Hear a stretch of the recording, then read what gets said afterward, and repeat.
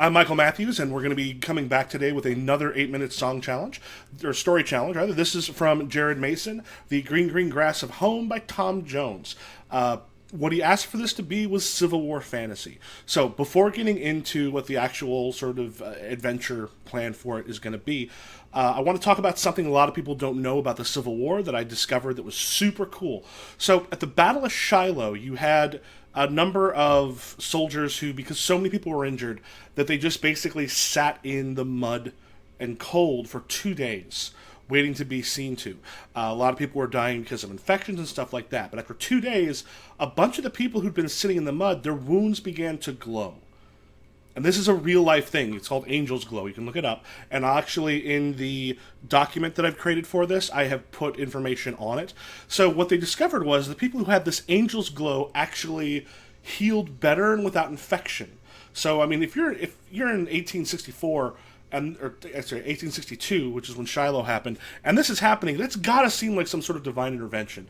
Turns out the most likely thing is it's like a parasite that's in a worm or like a bacteria that it vomits up this bacteria that is phosphorescent and or bioluminescent rather. And what it does is it kills insects and such. It's not strong enough to actually hurt a person, but it will kill off infections, which is a super weird thing about it.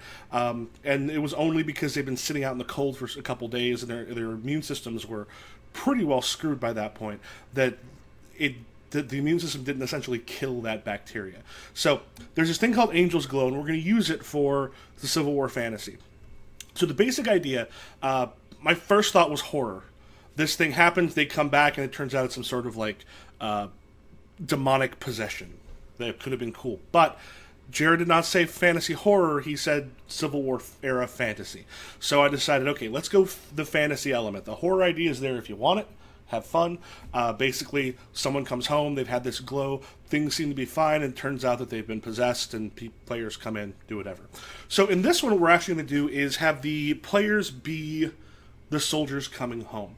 So they've come back to Middletown, Ohio, just across the border from Kentucky. I made up the town. I'm positive there's a town called Middletown, Ohio. There's probably more than one. We're just creating one, or you can find one, depending on how much actual like research you want to do. If your players are going to end up going on Wikipedia or Google Earth and going, that town doesn't exist there, then find one that maybe was a part of the Civil War. This was quick. I didn't want to do a lot of research. I want to be able to spit this out relatively fast. So they had these glows and they were saved. Other friends of theirs who got wounded died of infections. They've come out okay. They've returned home.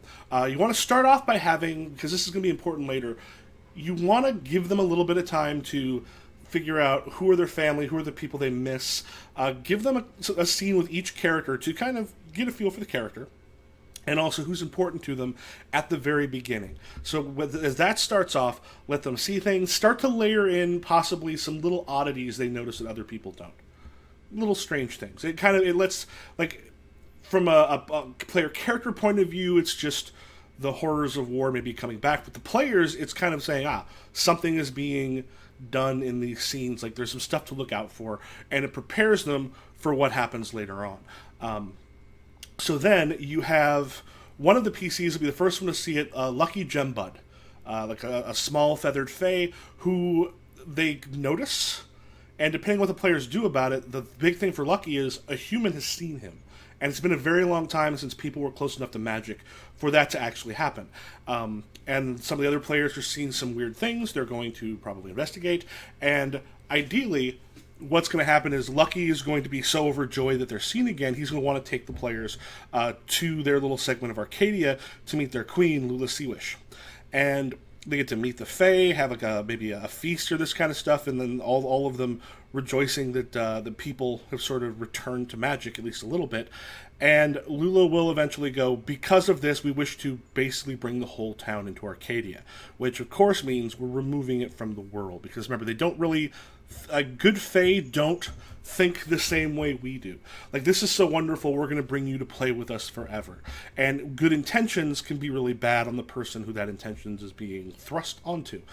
And, of course, you can put an Unseelie Fae, Flix Dimple Twill, who will be the one who is trying to make sure the players aren't able to stop it. So at that point, it becomes the players sort of fighting against this, perhaps fighting against Unseelie faction that is a part of the court which is trying to push for this. Maybe once Lula sees this as not a particularly good idea, battle lines are drawn, and the players either are a part of that, or maybe they find a different way of getting rid of the Fae in this area. Perhaps they can go to someone who can cut off their connection, or that knows other like ceremonies. Maybe there's a weird old man of the forest, some hermit who's living up there away from everybody else who knows some of these things.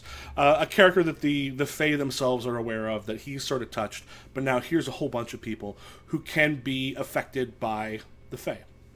So, how you go about this depends on the length of the campaign.